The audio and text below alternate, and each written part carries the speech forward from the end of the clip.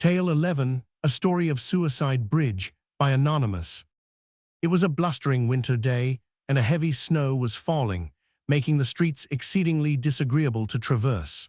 State Street was crowded with shoppers evidently bent on taking advantage of the annual clearing sale, which always takes place at the beginning of the new year.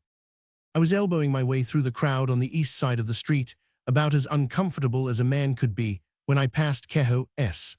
I had not gone a dozen steps when it occurred to me that a cup of hot chocolate would taste good. I turned abruptly and encountered an umbrella, which flashed dangerously close to my eyes. Somewhat confused, I entered the door behind a woman. She had pushed the door open and dropped her skirts directly in front of me. It was too late for me to catch myself, and in less time than it takes to tell it, I had stepped on them. The suddenness with which she let that door swing back was appalling. It took me squarely on the nose, a 182 fact which I do not now regret, inasmuch as it led to a very pleasant acquaintance. She glanced around to learn the cause of all the trouble and accepted my humble apologies with good grace, and seemed to feel sorry when she saw her carelessness was the cause of a great deal of suffering, for I could not well disguise the fact as the tears ran down my cheeks. All the tables but one were taken, and that was a small one in the corner, at which there were 2 chairs.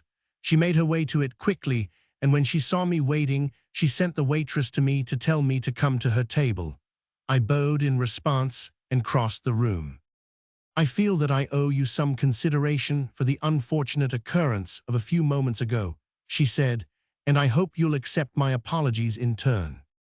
I replied that it was my own stupidity, and assured her that I already began to feel it was rather a fortunate than unfortunate occurrence. She smiled, yet at the same time drew herself up with a quiet dignity that was unmistakable, and I knew I had taken the wrong tack when I made my gallant speech. By this time my eyes were somewhat cleaned of tears, and I was able to get a distant view of my vis-a-vis. I had already discovered that she was of medium height and quite slender. Her face was oval, her eyes large and brown, and looked liquid in the half-light of our corner. Her chin was round, her mouth was rather large, and when she smiled her full, red lips disclosed a set of well-kept teeth.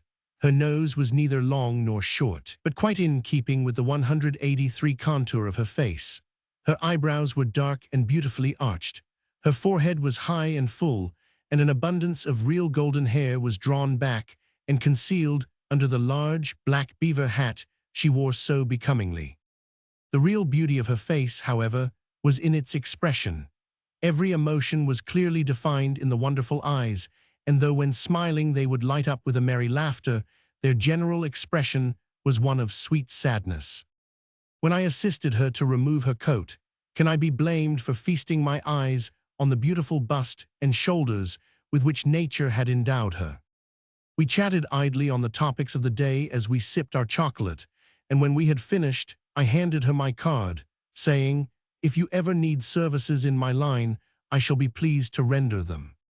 She thanked me and said as she read, "Attorney at law, I might have been grateful for your proffered aid a few years ago, but now, thank God, I do not need such aid, and I hope I shall never need it."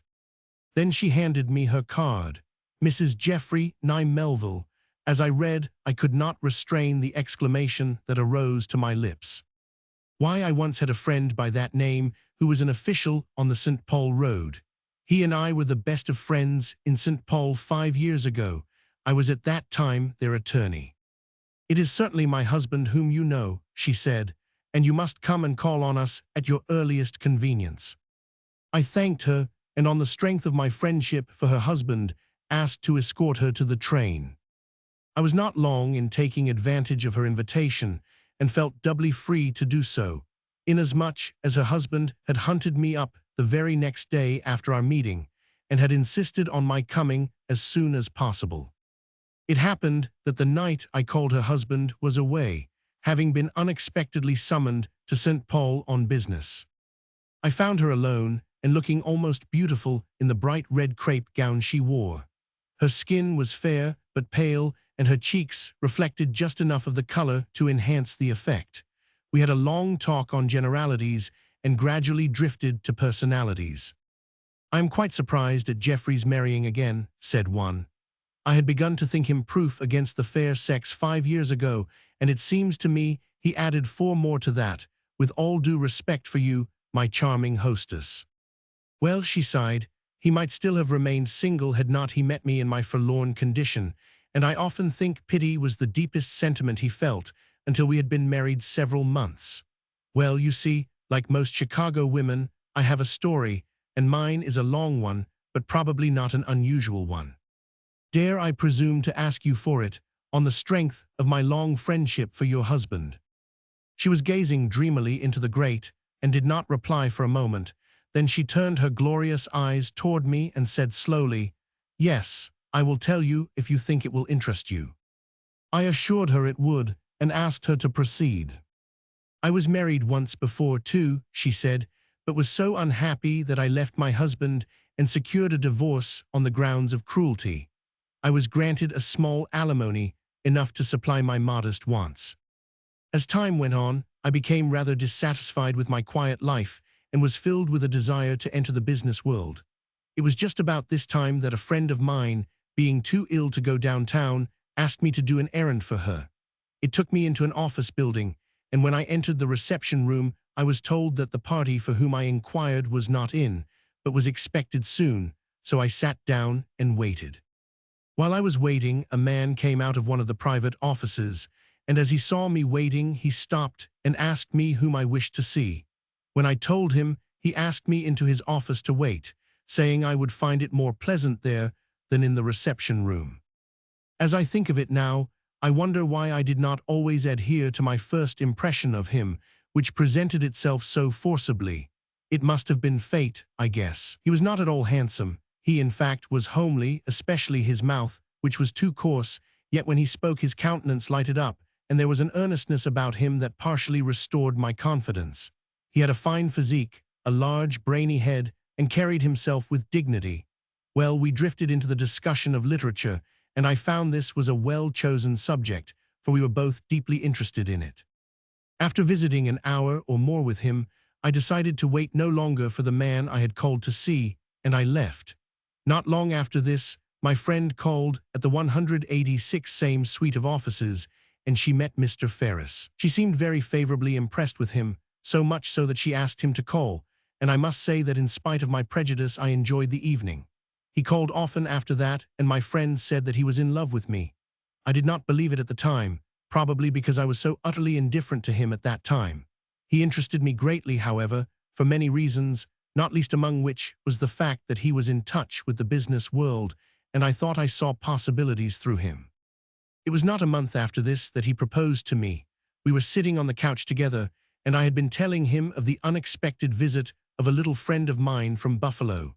He suddenly took my hand in his and said, "Claire, I want you, and before anyone comes into this home to rob me of you, I want your promise to be mine, all mine." I felt within myself that he had endeared himself to me considerably, but did not feel at all sure that I wanted to marry him, and told him so we left the matter in that way, although I accepted his ring, but it was with the understanding that if in the course of a few months I wished to retract, I was at liberty to do so. On the following Wednesday Greta came, dear little Greta, pretty, petite, and winsome, so sweet yet so frivolous. I introduced Mr. Ferris to her, and they soon became good friends. No one could help being nice to her. I was slightly indisposed at this time, and was very glad that Ned could take her out, for it relieved me of 187 the burden of entertaining her, for a burden it was, in my present condition.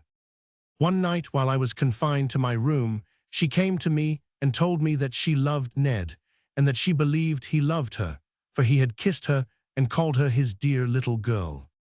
As if by magic, the demon of jealousy reared his head and began to sting me. I loved him now, I knew it, for I was unmistakably jealous. I was jealous of a pretty, voluptuous little doll, with no thought beyond her present gratification, be it a new gown or a dinner, both of which she enjoyed with all the fervor of her nature. They had not one thing in common, unless it was their passionate natures. I tried to reason with myself, to assure myself of the fact that a man of his caliber could not really love so frivolous a creature as she, that it was merely a passing fancy. But having been married, I knew a man's nature so well knew how often a magnetic personality lured them on to mistakes fatal to the happiness of both, that my theory of incompatibility was not altogether a consolation. During this period of uneasiness, I did not mention the matter to him. I was too proud to mention it to him, and felt it would be beneath my dignity to admit that I had a possible rival in one so shallow. Perhaps that is where I made my mistake, I don't know. I tried to lull my suspicions to rest, but they would none of it, and one night after they had gone to the theater, I dragged myself wearily downstairs to the library, which was off the parlor and separated from 188 it by heavy portieres. I became tired of reading at last, and turned out the gas and laid down determined to await their return and be convinced that my suspicions were groundless, if possible. At least I wanted to hear how he made love to her and decide for myself whether he meant it or not. I must have fallen asleep, for the first thing I remember was his saying in most pleading tones, "Come in here a moment, dear, and let me love you, as only I can love you." She danced into the darkened room beside him, and he led her across it to the large leather couch. He picked her up bodily and laid her on the couch, and before she could demur, had she been so inclined, he was bending over her and raining fervent kisses upon her, and she nestled up to him and sighed in an abandonment of ecstasy, fearing nothing, hoping nothing, only living in the delight of the moment. I don't know how I expected her to resist him. In fact, I'm sure I didn't. I would have saved her, but for the fact that I seemed as if in a nightmare, unable to move or utter a sound. I lived hours in those moments. After a while I heard a sobbing, then his voice, all tenderness and commiseration. There, dear, don't cry, you are all right. Don't feel so badly, we are just human and are no worse than hundreds of others." Humph, thought I, suffering though I was, there is a great deal of consolation in that. Gradually the sobs ceased, and then he bade her good night. I knew she would not go into my room 189 this night, so had no need to fear my absence from my room would be discovered. What I suffered that night, only God knows. I lay there all night in my misery, freezing and burning by turns. It seemed to me my hair must be grey. My idol was shattered. It lay in fragments at my feet, but alas! As with the shattered vase, round which the scent of the roses still clung, so did the virtues with which I had endowed this being continue to obtrude themselves to the complete obliteration of the crime he had committed before my very eyes. At daybreak I went to my room and bathed my haggard face, and tried to make myself presentable, at least, to Greta when she should come in to see me. I had not decided what to do for the immediate present, only that I would say nothing. Much to my surprise, Greta came in beaming as usual. Her volatile spirits were incapable of more than momentary depression, and I wondered vaguely if it could all be a horrible dream. Out of the chaos of my brain one idea resolved itself, and that was to tell him all after she left, unless he, in his desire to right the wrong, asked for his release. She went, a week passed, and nothing was said, and I knew then nothing would be said. He was going out of the city, and I determined to tell him about it on his return Sunday night. He came, and after he had chatted a while he got up and said he would go out and order an ice sent up from the drugstore around the corner. As he bent to pick up his hat, a letter fell unnoticed from his 190 pocket. Perhaps I should not have done so, but I concealed it with my skirt until he left the room. It was from Greta, I found, and I have it yet, she said, as she crossed the room to the little inlaid writing desk and took from it a plain white envelope bordered in black. "I am going to let you read it," she said, handing it to me. "Dearest Ned, I am going to die, I am sure. I am grieving myself to death over you. The sun never shines brightly any more, and my heart aches all the time now. I am disgraced, or soon will be. Oh, Ned, come and take your poor little Greta away. Tell Claire what you did, and she is so good and sweet she will send you to me, I know. Please take me away and marry me, and I will tell them all that we went to St. Joe and were married when I was there visiting in Chicago. Come, dear, or I shall surely die. I ordered this black bordered paper because I am sure Mama will have use for it soon. Anyway, I am in mourning for the loss of what even you, with all your tenderness, cannot give back to me. Come, Ned, for baby's sake. Your heart broken. Greta. When I had finished, my head swam, and I felt but one mad desire, and that was to fly. I acted on the impulse, and after pinning a note to the letter saying, Ned, I knew some of this before, now I know all. I am going away where you will never see me or hear from me again. You must do your duty no matter 191 what the sacrifice. A lifetime of devotion cannot repay her for her loss. Claire. I put on my hat and left by the side entrance. I had not the remotest idea of where I was going or what I was going to do. I was numb with agony and wandered aimlessly on until I came to a car line. Then the thought flashed across my mind to go to Suicide Bridge, and thither I went. It was yet early in the evening, and many people were lingering in the park. I walked onto the bridge with perfect calmness, the calmness of despair for what was there now to live for, and on to my fate. I walked to the center of the bridge, as nearly as I can remember, and looking carefully around and seeing no one, I climbed upon the railing and jumped. God must have raised up that man at that particular moment from mere nothingness, for I was so sure I was the only one on the structure at the time. He caught my skirt, and by an almost superhuman effort drew me back onto the bridge. He did not ask a question, but took me in his arms and carried me until he met a policeman, to whom he said, My wife became dizzy and fainted. Please call a carriage. He took me to the Virginia Hotel, and when I had sufficiently recovered to talk, he said with decision, I feel you were sent to me this night, raised up from the ashes of my buried hopes, and if you are free to marry, I want you for my wife. I care not what your past has been or what caused you to try such a rash act. Your sweet, refined face tells me you are good, and for the rest I care not. I do not profess to love you, neither do I expect you to love me, but we 192 will try to make life endurable together. You saved my life as much as I saved yours, for by saving you I saved my own, for I went there tonight for the very purpose of doing what you tried to do. Come now, what do you say? He said earnestly. And what did you say? I said I was willing to try, and thank God that I did, for I have never regretted it. We were married that night between 11 and 12. And what about Greta? Ned made what reparation he could. That is, he married her, and they have a dear little Ned 8 months old.